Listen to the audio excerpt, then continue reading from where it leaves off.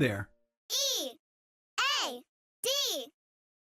Approaches to education and the way we introduce learning to the youngest, and also the way that we work with learning throughout childhood and into adulthood, it varies tremendously across the globe.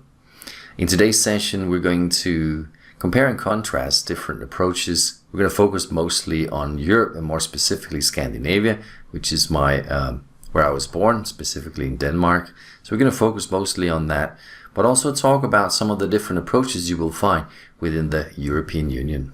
We're going to start by having a look at the path forward for youngsters in Denmark and the options that they have going forward. So first of all, Danish children, they begin public daycare as early as 9 months. And this is something you can find in many other countries as well. And essentially, by the age of 3, almost 100% of children in Denmark are attending public kindergartens. And in the kindergartens, you will find professionals who've taken an education where they specialized in training in the early childhood education. So what do they work with? Well, not surprisingly, they introduce the most basic of concepts, the notion of letters. They introduce the alphabet, pronunciations of simple words. It kind of follows the traditional thing. But one thing which is super interesting is a lot of emphasis is on social well-being, interaction with children around them is emphasized a lot in the early years. Things like turn-taking, so respecting other children's time, respecting your own time. So you will frequently find the time as something being worked on. That is, I have my time, you have your time. We need to respect one another's time. That's an interesting thing being worked very early on. And the environment as a whole is obviously very playful. So most things are centered around play, free play of different things, inventing fun things, interacting as much as you can with the youngest, of course. During the late spring and summer and early autumn, a lot of activities outdoors where you do discovery activities with the children. They get to see plants and trees and everything around them up front. A little bit later on today, we're going to have a look at some of the first books, by the way, that children are introduced to as well. So around the age of 6, 5 for some, because parents can insist on that, but generally around the age of 6, Danish children begin their formal schooling. The approach in Denmark is quite different as compared to what happens in the United Kingdom and in France, for example. So in Denmark, we use the Scandinavian model. That is a model that is similar between the countries of Denmark, Norway, and Sweden, which is that class rankings and formal tests are avoided at almost all costs. Danish children, it takes them a very long time before they have their first tests, and children are not being ranked in any way or form.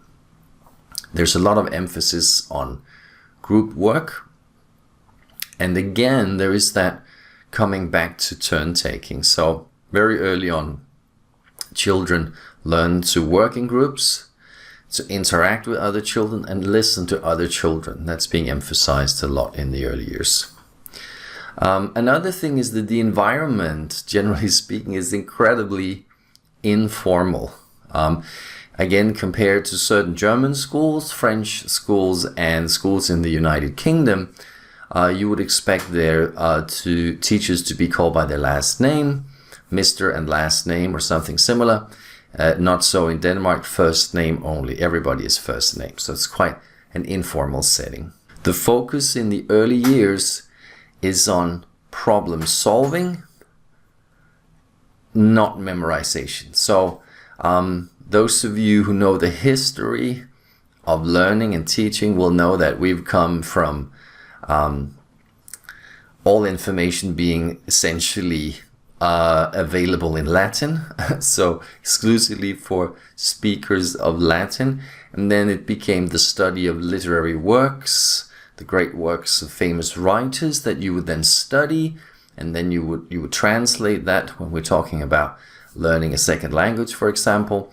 And then there was a long period of like pure memorization, and then came more modern approaches that involves discovery and analysis, and those things, communicative approaches, and so on and so forth. So we've come a long way, and memorization in the Danish school system is not present except for what's considered common knowledge, like things that you're expected to know. We're going to talk more about that a little bit later. I want to talk briefly about what comes next. So in Denmark, we have something called folkeskole, which means the people's school, and that's a place that children study a number of different subjects until they're 16 years old. It is possible to put your child in a private school in Scandinavia, but there are not that many private schools. Most of the private schools present, they offer cater specifically for either Jewish, Christian, or Muslims that look for schools that take that into the school curriculum. There's some international schools as well that can emphasize other aspects, but by and large, we're probably talking about 80-85% of children or slightly above go to the folkeskole, the people's school, which is a public school, tuition free. Then, just briefly mentioning what comes next, what's the path, just so you know that. Essentially, when the elementary school is over, there is a nationwide test, and that test is sort of directed to help students choose between two main directions. One is an academic direction, which means that students will go to what's called the gymnasium here, which is referred to as high school in English. And in that school, there's a focus on language and science and math. The other direction is a more practically oriented direction in which you can go to something called trade school. And there you will work with things like metalworking, electrical technology, mechanics, business school, etc. Sort of two very different directions there. The distribution today is probably half and half, maybe slightly more choose the gymnasium/high school path. I also wanted to mention that after high school, there's the option obviously of going to university, which is also tuition free in Scandinavia. Remember, when I say tuition free, you have to remember that we have an extremely high tax rate in Scandinavia. It hovers around 50%. So 50% of all your income is paid to public authorities that then redistribute and make decisions for you. And one of the decisions they make is that education in your country is free.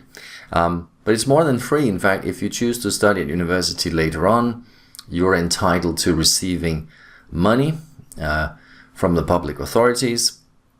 It's not a huge salary or something like that, but it does help during your studies, and you can get that up to in a 5-year period.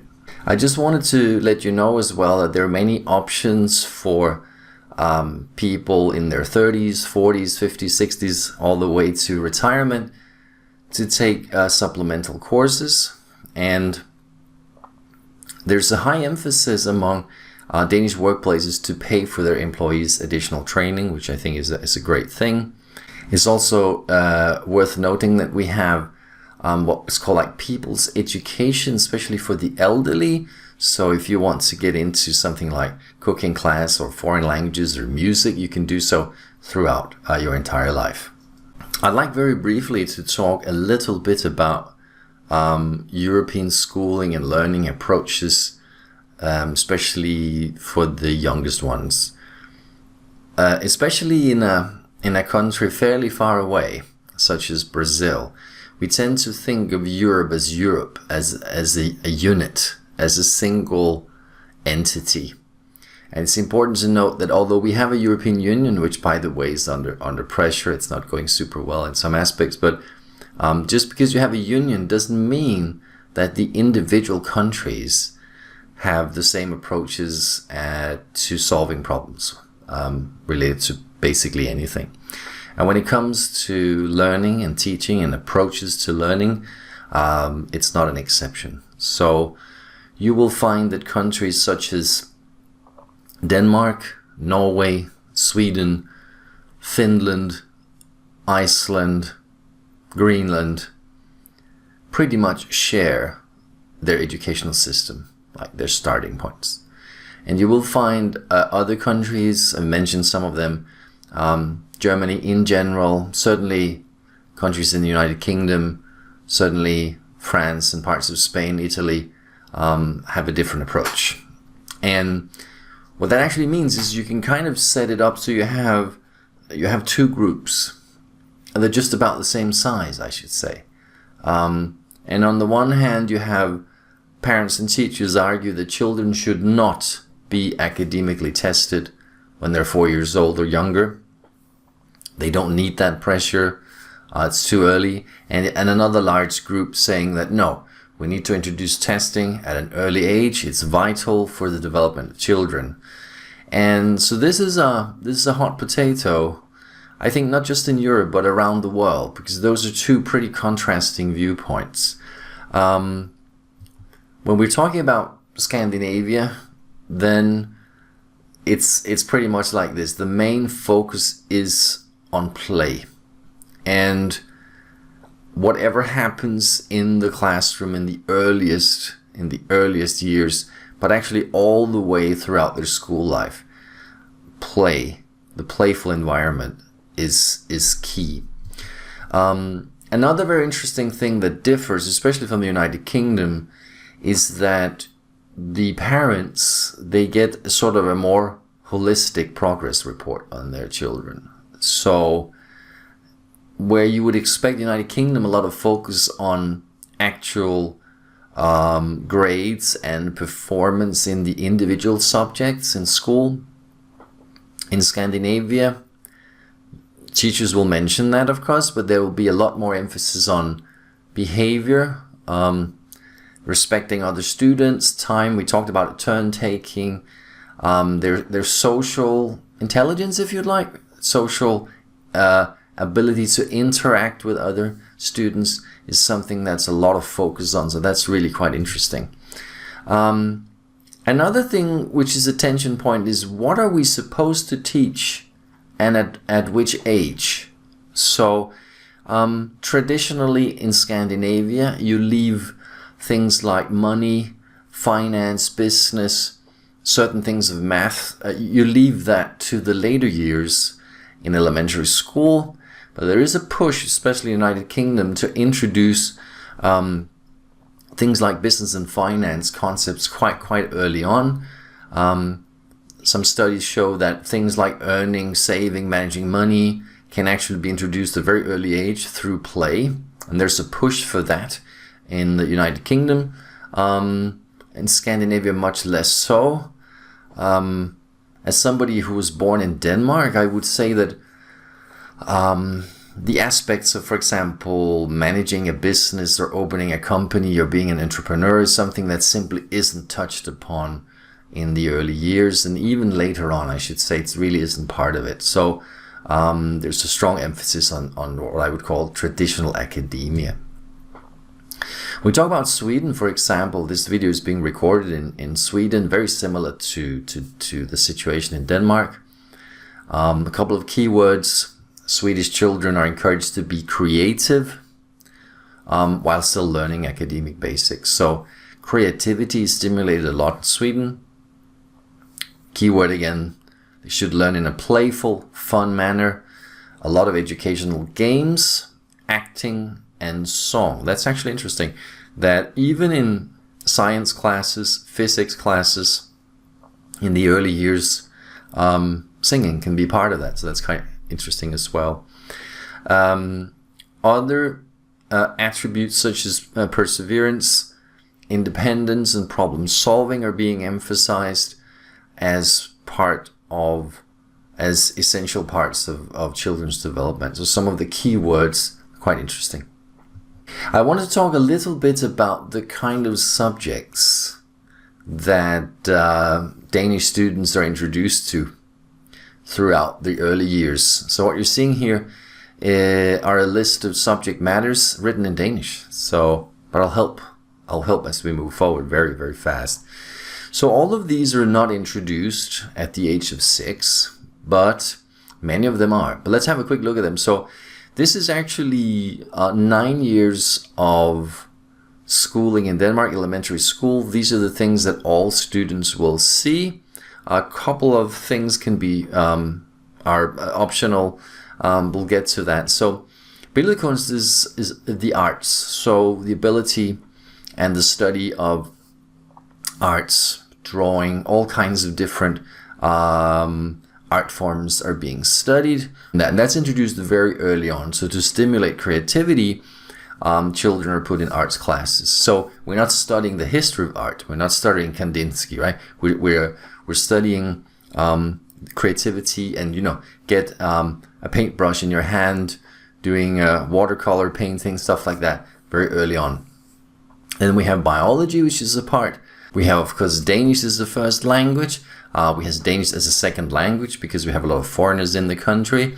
English is generally introduced in the 4th or the 5th grade. That's optional for school. French is optional in the 8th or 9th grade. Physics and chemistry, back in the old days, was introduced in the 7th, 8th grade, but now physics and chemistry are actually available in the 5th and 6th grade. Geography introduced in the 4th and 5th grade. History normally introduced in the 2nd or 3rd grade already. We have something called håndværk and design, which is the ability to work with your hands. So you'll be able to sew, for example, and use pencil to make fairly advanced drawings. You'll understand a little bit about history of arts as well, but mostly it's a hands-on. So again, it's an extension actually of Billedkunst, the first one where we're focusing on arts and paintings. In håndværk and design, we're doing more stuff, and that's typically the 4th and 5th grade as well. Idræt means physical education. That's available from the 1st grade. Here's a fun one that might be a surprise to some. Kristendomskundskab, that is the study of religion. It's not Bible reading, but it's the study of different religions. And basically 2 groups. So you have traditional religions, so you understand the Muslim community, the Christian community, the Jewish community, and so on and so forth. And you also study the religion of Native Americans, for example, or the Inuit people, and so on and so forth. So two groups, quite interesting study. It has a historical approach there. The next one is another fun one, madkundskab. That is the study of making food. So how do we prepare healthy food in our homes? Quite interesting. Introduced on the 4th and 5th grade. And also how do we deal with the product itself, the raw materials. So you would have a class about the dangers of salmonella poisoning with chicken, for example. So you'd have that. Music introduced as early on as 1st grade. We have nature and technology being introduced in the 4th, 5th, or 6th grade. Samfundsfag talks about society in general, how society works. Both Spanish and German can be their optional choices, typically in the 7th, 8th, or 9th grade. So those are the things being worked in a typical Scandinavian school. So it's quite diverse, and a couple of things that you might not find in Brazil and South America in general.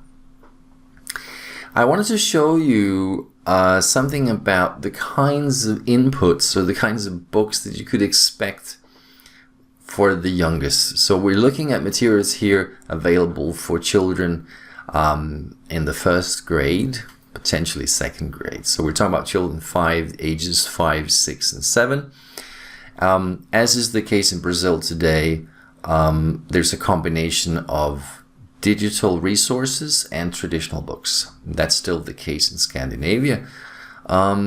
I think Scandinavians are quite conservative when it comes to use of books. I think we treasure books a lot, physical books, paper books, and they're still being used a lot despite the push to go online 100%. It's about a mix these days. Here's a popular book series. It's called First Facts, and the first series there's called various things. And then the second one's called First Facts, Animals and Nature. That's a group. We have a First Fact subgroup called Society and History. So it's interesting. So here we're talking about books for children who are 5 and 6 generally, right? Another First Facts, Technique and Science there. So that's a whole series. And it's quite interesting. Here's just an example of one here. This is studying about the Chihuahua. You need to know about the Chihuahua, right? So this is an example where you do a case study on a specific dog breed, and they introduce to the history of that dog breed, and you can expand. The teacher can expand that, of course. So that's a fun one. And here's another one. Here's a book for children about what do you do if there's an accident at home. You dial 112 in this part of the world. So if you dial 112 in Denmark, you are referred to the police. They can send you a police car, or they can send you an ambulance if you have an accident. So again, a fun thing, hands-on. Here's another one about dogs. And here you can see that the First Fact series, which is quite popular in Denmark for the youngest, it's pretty much a study of different things that you can see around you in real life. So I'm not going to go through all of these, but you can see there's a book about ladybugs. Everybody needs to know about ladybugs, of course. Why horses are fantastic. There's one about that. There's one about the police. That's a fun one. And a super useful one here about knights. So you're going to study about knights in the past. What do pilots do? You need to know about bats, obviously. There's the Chihuahua again. And yeah, many fun ones. Spiders, chicken, and snakes, and so on and so forth. And so discover the world through pictures. With the pictures, there's simple words, simple phrases, and then the teacher plays games, and they try to guess things, and they create stories with the ladybug and the horse and the pilot and the bat and so on and so forth. So the introduction, so just to recap, so the introduction is, it's playful, it's about games, it's about respecting other people's time, developing social abilities, and that's a theme that runs throughout all of elementary school and beyond. Let's have a quick look at, we're gonna just go to the 7th grade super fast and see what do Danish children study in the 7th grade in their first language. So here we have it, and there's a quick overview here on your screen. And there's a warm-up activity, like what did you do in your vacation? It talks about style. Danish is introduced essentially where you work with the spoken and the written word, very similar to other approaches. And then there's a mixture of common knowledge, style, formality, how to write, what you write, why you write different things, and just take a quick dive in and have a quick look. Here's a fun way, the way things are introduced. I thought that was quite interesting. So there's definitely elements from the task-based framework in the way it's approached. Here, for example, there are a couple of tasks for students to do. Your local library at the beginning of the school year are inviting students to talk about what they did in their vacation. The topic is family and vacation. Both adults and children are asked to talk about their vacation. Please write down keywords, prepare to talk about your vacation, and we're going to record it. So in this particular activity, each student will prepare with keywords. They're not going to write everything down. They're just going to use the keywords. They go to the board and they do a presentation, which is recorded on video, analyzed. Then, of course, the parents can see that later on. So that's one task. Task 2, write an email to a friend you know very well about vacation. Write about what you've been doing, who you've been together with, what was the coolest thing. There's also the famous gap fill. There are moments where students are asked to consider things, compare and contrast things, which is an important element. There's a lot of that from the 3rd, 4th, and 5th grade and up. Here's a fun one in under 3. Are there any things that you told your friend but you wouldn't feel comfortable telling in public at the library? So putting thoughts to things you're not comfortable with. So interesting elements as well. It continues here. Would you say in general that there are situations where we decide what to say to who, and why do we do that? And can you give examples? So here's an example where we are going 1, 2, 3. We're being very abstract. We're being very tangible in the beginning, and then we move towards more abstract tasks, which is a common feature as our learners get more and more mature, of course. Another thing which is interesting, obviously, is that comparing and contrasting and analyzing is a common theme throughout most school years. In this particular exercise here, we're asking students again in the 7th grade to analyze sentences and then rank them in terms of formality. And we have 3 sentences here. Matthias thinks that Emilia is very beautiful. Number 2, Matthias believes that Emilia is adorable. And Matthias thinks that Emilia is super hot. And then students are asked to compare and contrast what are the differences. When would you say something? When wouldn't you say it? And then there is a more detailed analysis going forward. There's a picture of our aging queen. By the way, she's 81 years by now, but still hanging in there. Now, one more thing I think is interesting to note is that although the approach to education in Scandinavia is very progressive, it's very modern,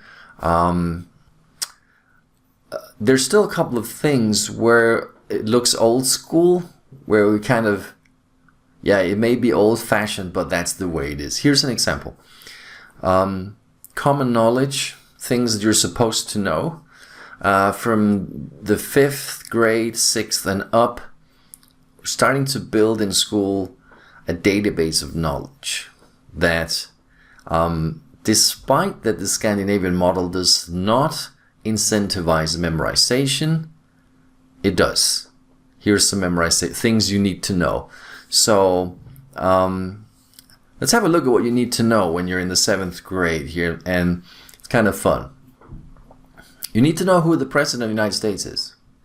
You need to know if the President of the United States likes certain foods. I don't know why that's important, but it's in the book. Maybe it's for fun. Which mammal is the fastest in the world? You need to know about spelling. You need to know the colors of the flag of Namibia, the country on the African continent. I don't know those, by the way. What is the name of the Danish football coach? You need to know that. Can you live without eating anything? I think there is an organization in Brazil called Living on Light. So yes, some people apparently can live without eating it. They say so. What's the name of the Prime Minister in Denmark? What is a vegetarian? You need to know that in 7th grade in Denmark. Yeah, so a long list of things you need to know. So again, we do not believe in rote learning. We do not believe in memorization. But still, there come certain things. There's certain things you should know. And there is some memorization, especially in things like geography, right? You need to be able to find certain things on a map. So we come to the end of a quick overview of some of the approaches and attitudes towards learning, especially in the younger years in Scandinavia, and more specifically Denmark. And I compiled a list of keywords that I believe are the most important words in the way the approaches to learning sort of work for us in this part of the world. And they are to see, to touch, to play, to sing, to discover, to imagine, to create, to explore, to compare, and ultimately comprehend. Thank you very much for participating in today's class. Bye-bye.